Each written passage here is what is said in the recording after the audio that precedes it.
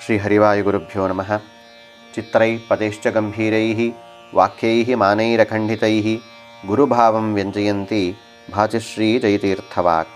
यस्य वाक् कामधेनुर्नः कामितार्थान् प्रयच्छति ಸೇವೇತಂ ಜಯಯೋಗೀಂದ್ರಂ ಕಾಮಭಾಣಚ್ಯುತಂ ಸದಾ. ಜ್ಞಾನಿವರೇಣ್ಯರಾದಂತಹ ಶ್ರೀ ವಿಷ್ಣುತೀರ್ಥರು ಮುನಿತ್ರಯರಲ್ಲಿ ಒಬ್ಬರಾದಂತಹ ಶ್ರೇಷ್ಠ ಜ್ಞಾನಿಗಳಾದಂತಹ ಶ್ರೀಮದ್ ಜಯತೀರ್ಥರ ಬಗ್ಗೆ ಅವರ ಗ್ರಂಥವಾದಂತಹ ಮೇರುಕೃತಿಯಾದಂತಹ ಶ್ರೀಮನ್ ನ್ಯಾಯಸುಧಾ ಗ್ರಂಥದ ಬಗ್ಗೆ ಒಂದು ಸ್ತೋತ್ರವನ್ನು ಮಾಡಿದ್ದಾರೆ. ಶ್ರೀಮನ್ ನ್ಯಾಯಸುಧಾ ಸ್ತೋತ್ರಂ ಎಂದು. ಶ್ರೀ ವಿಷ್ಣುತೀರ್ಥರಿಗೆ ಶ್ರೀ ಜಯತೀರ್ಥರಲ್ಲಿರುವ ಅಸದೃಶ ಶ್ರದ್ಧಾ ಭಕ್ತಿಗಳನ್ನು ಈ ಸ್ತೋತ್ರವು ತೋರಿಸುತ್ತದೆ. ಟೀಕಾರಾಯರ ಸೇವೆ, ಅವರ ಗ್ರಂಥಗಳ ಪ್ರಚಾರವನ್ನೇ ತಮ್ಮ ಬಾಳಿನ ಗುರಿಯಾಗಿರಿಸಿಕೊಂಡು ಶ್ರೀ ವಿಷ್ಣುತೀರ್ಥರು ಅವರ ಗ್ರಂಥಗಳನ್ನು ಇಲ್ಲಿ ಶ್ಲಾಘಿಸಿದ್ದಾರೆ. ಶ್ರೀ ಜಯತೀರ್ಥರ ಗ್ರಂಥಗಳ ಅಧ್ಯಯನದಲ್ಲಿ ನಿರತನಾದವನು ಎಂದೂ ಕೂಡ ಈ ಸಂಸಾರ ಬಂಧನದಲ್ಲಿ ಸಿಲುಕುವುದಿಲ್ಲ ಎಂಬುದನ್ನು ಶ್ಲೋಕಗಳಲ್ಲಿಯೂ ಒತ್ತಿ ಹೇಳುವ ಈ ಕೃತಿಯು ಇದಾಗಿದೆ.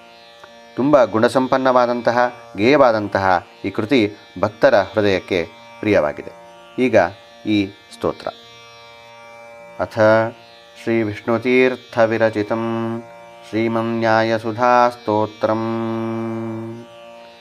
ಯದುತಾಪಸಲಭ್ಯಮನಂತ ಭವೈಸ್ತದುತೋ ಪರತತ್ವಮಿಹೈಕಪದಾತ್ ಜಯತೀರ್ಥಕೃತೌ ಪ್ರವಣೋ ನ ಪುನರ್ಭವಭಾಗ್ಭವತೀತಿ ಮತಿರ್ಹಿ ಮಮ. ವಿಹಿತಂ ಕ್ರಿಯತೆ ನನು ಯಸ್ಯ ಕೃತೆ ಸ ಚ ಭಕ್ತಿಗುಣೋ ಯದಿಹೈಕಪದಾತ್ ಜಯತೀರ್ಥಕೃತೌ ಪ್ರವಣೋ ನ ಪುನರ್ಭವಭಾಗ್ಭವತೀತಿ ಮತಿರ್ಹಿ ಮಮ. ವನವಾಸಮುಖಂ ಯದವಾಪ್ತಿಫಲಂ ತದನಾರತಮತ್ರ ಹರಿಸ್ಮರಣಂ ಜಯತೀರ್ಥಕೃತೌ ಪ್ರವಣೋ ನ ಪುನರ್ಭವಭಾಗ್ಭವತೀತಿ ಮತಿರ್ಹಿ ಮಮ. ನಿಗಮೈರವಿಭಾವ್ಯಮಿದಂ ವಸು ಯತ್ಸುಗಮಂ ಪದಮೇಕಪದಾಪಿ ತತ್ ಜಯತೀರ್ಥಕೃತೌ ಪ್ರವಣೋ ನ ಪುನರ್ಭವಭಾಗ್ಭವತೀತಿ ಮತಿರ್ಹಿ ಮಮ. ಯದಲಭ್ಯಮನೇಕಭವೈ ಸ್ವಗುರೋ ಸುಪದಂ ತದಿಹೈಕಪದಾತ್ ಜಯತೀರ್ಥಕೃತೌ ಪ್ರವಣೋ ನ ಪುನರ್ಭವಭಾಗ್ಭವತೀತಿ ಮತಿರ್ಹಿ ಮಮ. ಗುರುಪಾದಸರೋಜರತಿಂ ಕುರುತೆ ಹರಿಪಾದವಿನಮ್ರಸುಧೀ ಸ್ವಫಲಂ ಜಯತೀರ್ಥಕೃತೌ ಪ್ರವಣೋ ನ ಪುನರ್ಭವಭಾಗ್ಭವತೀತಿ ಮತಿರ್ಹಿ ಮಮ.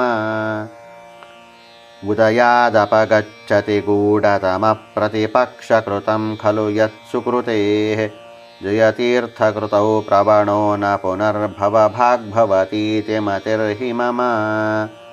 ದಶಮಾಂತ್ಯಪತಿಃ ಸದನಂ ನ ಕದಾಪ್ಯಥ ಮುಂಚತಿ ಯತ್ಸ್ವಯಮೇವ ರಸಾತ್ ಜಯತೀರ್ಥಕೃತೌ ಪ್ರವಣೋ ನ ಪುನರ್ಭವಭಾಗ್ಭವತೀತಿ ಮತಿರ್ಹಿ ಮಮ. ಇತಿ ಶ್ರೀ ವಿಷ್ಣುತೀರ್ಥಕೃತಂ ಶ್ರೀಮನ್ಯಾಯಸುಧಾ ಸ್ತೋತ್ರಂ ಸಂಪೂರ್ಣಂ. ಶ್ರೀಕೃಷ್ಣಾರ್ಪಣಮಸ್ತು.